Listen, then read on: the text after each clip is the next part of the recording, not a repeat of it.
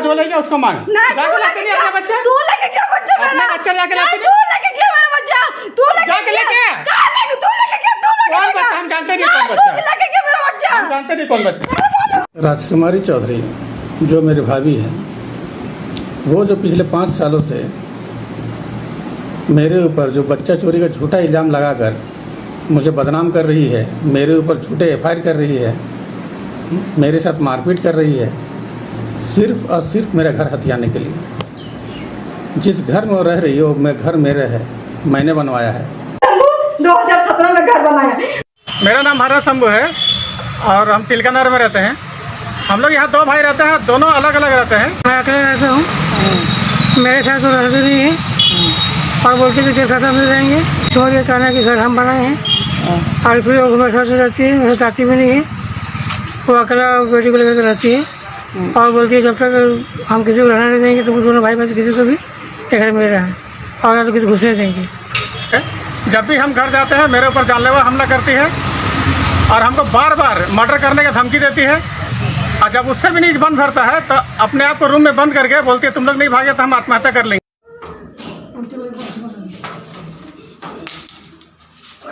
मेरे पति तो उस समय था मेंटल थे।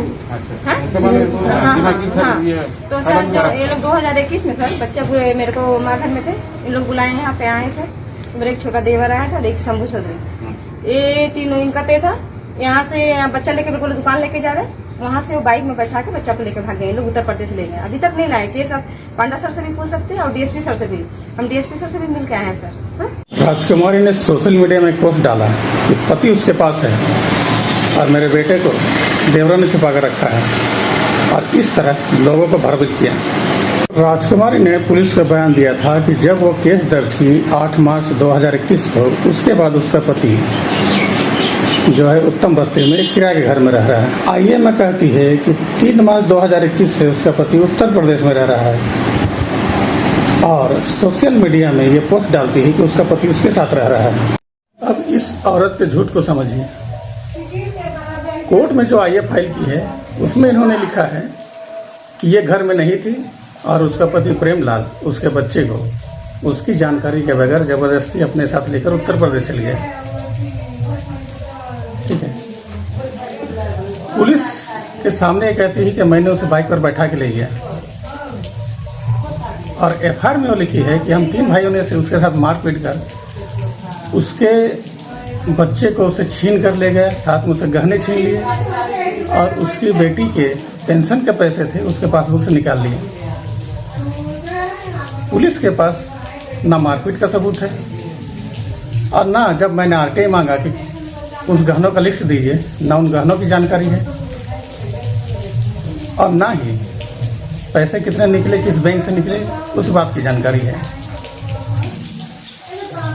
ठीक, और ना ही वो फ़ोन नंबर है जो राजकुमारी चौधरी कर रही कि मेरा देवर हमको फ़ोन करके बुलाया, फ़ोन नंबर भी नहीं है। घर मेरा बेटा बुला दे, हम घर दे देंगे। हमको घर नहीं चाहिए, हमको अपना बच्चा चाहिए। फाइनली राजकुमारी जो है अपने पति के साथ जो बेटी की कस्टडी के लिए केस लड़ रही थी, वो चाइल्ड कस्टडी का केस हार चुकी है। दिसंबर 2025 को इसका आदेश भी हो चुका है। अब अपने पति से केस तो जीत नहीं पाई और अब वो मुझे ब्लैकमेल कर रही है। राजकुमारी अपने आईए में ये साफ लिखे है कि उसका बच्चा जो है, उसका बेटा उसके पति के पास है। यहाँ के डीआईजी श्री ब्रिजेश कुमार राय के आदेश में एक जांच हुई।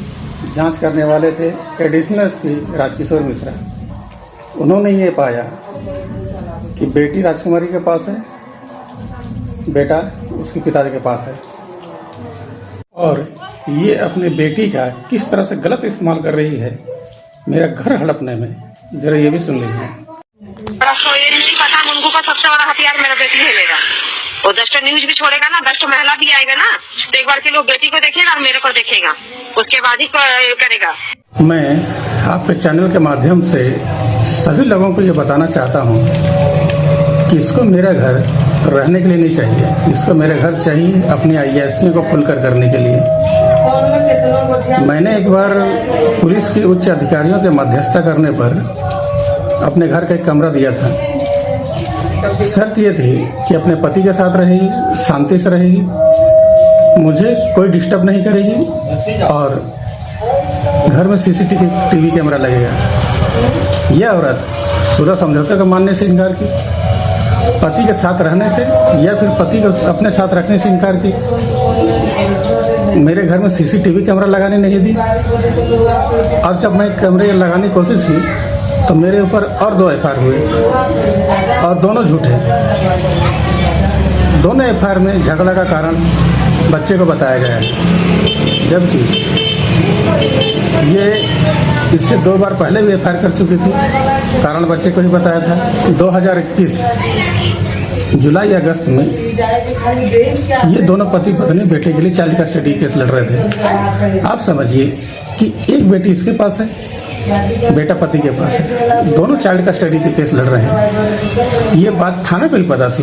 उसके बाद थाना में एफआईआर दर्ज हुए, इल्जाम ये लगा कि मैंने इसके बेटे को छिपा कर रखा है। जरा सोचिए, कोर्ट में चाइल्ड कस्टडी केस चल रहा है उसी बेटे के लिए और ये जाकर थाना में केस करती है। थाना को ही पता, थाना केस रजिस्टर्ड भी करता है। तो आप समझिए कि थाना किस तरह से इसको सपोर्ट कर रहा है। एक ऑडियो और सुनिए। हम परमिशन से ताला तोड़े हैं, बिन परमिशन का ताला नहीं तोड़े। सोच रहे थे हम कुछ कर नहीं पा रहे हैं, उसका दिमाग उसका खुद का शासन में भी नहीं है। वो ताला का भी लिखा भरपाई भरने के लिए, वो थाना में लिखा है, लिखी दिया कि मैं भरपाई करने के लिए। तो भरपाई कैसे करेंगे जब हम सर्कल से बात करके हम ताला तोड़े हैं, तो मेरे को वो क्या करेगा। घटना उस समय की है जब मेरे बड़े भाई ने जो एक कमरे में रह रहे थे उसको हैंडओवर करके, मतलब पूरा घर हैंडओवर करके अपनी पत्नी को साथ लेकर चला गया ताकि मेरे साथ फिर कोई झगड़ा ना हो, मेरे ऊपर फिर कोई झूठा एफआईआर ना हो। और उसके बाद बार बार ताला तोड़ के घुसती रही।